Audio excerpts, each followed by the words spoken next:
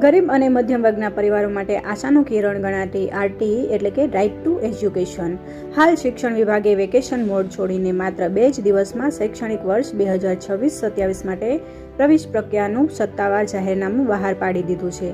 ગયા વર્ષે 2025માં ફોર્મ ભરવાની પ્રક્રિયા 28 ફેબ્રુઆરીથી શરૂઆત થઈ ગઈ હતી, જેની સરખામણીએ આ વર્ષે તંત્રની સુસ્તીને કારણે પ્રક્રિયા 34 દિવસ મોડી એટલે કે 4 એપ્રિલ 2026થી શરૂ થશે।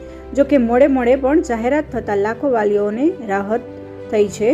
વાલીઓએ અત્યારથી જ જરૂરી આધાર પુરાવો એકઠા કરી લેવા જોઈએ, જેથી 4 તારીખે પોર્ટલ ખુલતા જ કોઈ પણ ટેકનિકલ મુશ્કેલી વગર ફોર્મ ભરી શકાય। આ વર્ષે ગ્રામ્ય અને શહેરી એમ બંને વિસ્તારના વાલીઓ માટે વાર્ષિક આવક મર્યાદા વધારીને હવે ₹6 લાખ કરાઈ છે, જે અગાઉ ઓછી હતી।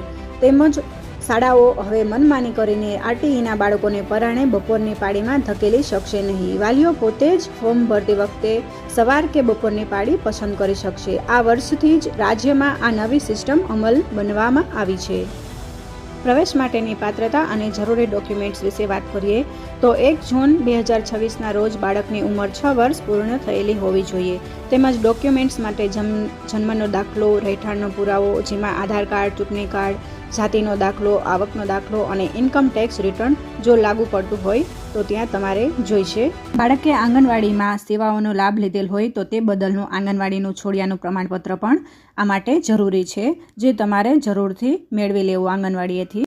એક ખાસ નોંધ છે, જે વાલીઓએ ઓનલાઈન ફોર્મની પ્રિન્ટ પોતાની પાસે જ રાખવાની રહેશે, તેને ક્યાંય પણ જમા કરાવવાની જરૂર નથી।